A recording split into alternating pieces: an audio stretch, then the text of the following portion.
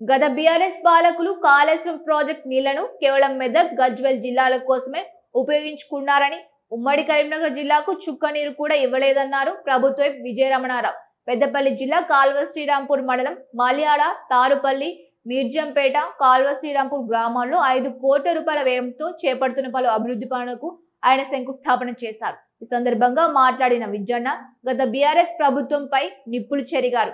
కేవలం మెదక్ జిల్లా ప్రయోజనాల కోసమే కాళేశ్వరం ప్రాజెక్టును ఉపయోగించారని అన్నారు. ఉమ్మడి కరీంనగర్ జిల్లాకు చుక్క నీరు ఇవ్వలేదని ధ్వజమెత్తారు. ఉమ్మడి జిల్లాలోని 6 లక్షల ఎకరాలతో కాంగ్రెస్ హయాంలో కట్టించిన ఎస్ఆర్ఎస్పీ ద్వారానే నీళ్లు అందుతున్నాయని అన్నారు. ఏ నియోజకవర్గానికి ఎన్ని వేల ఎకరాలకు నీరిచ్చారో బీఆర్ఎస్ నాయకులు చెబితే ముక్కు భూమికి రాస్తానని అన్నారు. నేషనల్ డ్యామ్ సేఫ్టీ అథారిటీ నివేదిక రాగానే కాళేశ్వరంను రిపేర్ చేస్తామన్న ఆయన, అవసరమైతే కన్స్ట్రక్షన్ చేస్తామని అన్నారు.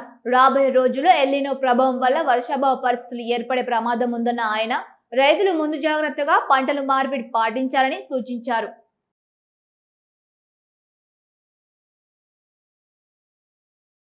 దాదాపు 5 కోట్లతోని వివిధ అభివృద్ధి కార్యక్రమాలకు శంకుస్థాపన చేసుకోవడం జరిగింది. ఒక పక్క ప్రభుత్వం అభివృద్ధి కార్యక్రమాలు, ఒక పక్క సంక్షేమ కార్యక్రమాలు మరి చేసుకుంటూ ఈ 2.5 సంవత్సరాల నుంచి ముందుకెళ్తా ఉన్నాం. ప్రతిపక్షాలు నెగిటివ్ మాట్లాడుతూ ఉన్నాయి.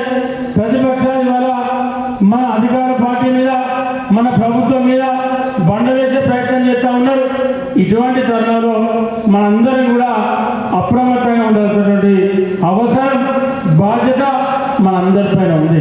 నేను అడుగుతా ఉన్న టీఆర్ఎస్ పార్టీ నాయకులను, నిన్న మొన్న కొప్పీసారు, ఎక్కడ నంది మేడాలు, అక్కడ ఎక్కడో ఫుట్బాల్, క్రికెట్, కబడ్డీ ఆడుతూ ఉన్నాడు.